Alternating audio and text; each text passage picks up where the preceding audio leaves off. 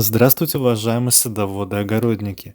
В этом видео поделюсь уникальным средством, которое поможет вам прямо сейчас обработать все огурчики и томаты. Это нужно сделать как можно быстрее, ведь в июле и в августе, благодаря этой внекорневой подкормке, вы сможете собирать урожай до самой осени. Но в первую очередь для начала его нужно увеличить, опрыскав огурцы и томаты по листу этой простой и буквально копеечной подкормкой. Готовится она легко и просто, и каждый огородник справится с этой подкормкой. К сожалению, в наше время мало кто знает, что эта подкормка обязательна, а еще больше других дачников, которые и вовсе никогда не знали про эту подкормку.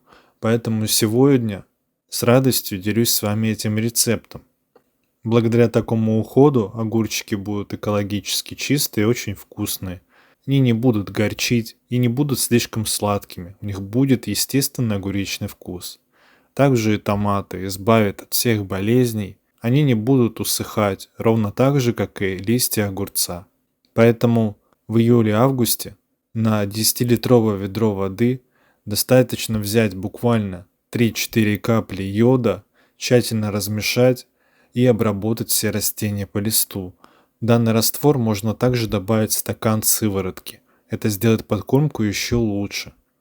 Но вы уже смотрите, что у вас есть под рукой. Был рад поделиться полезной информацией. Желаю вам всего доброго. Спасибо за лайки и комментарии.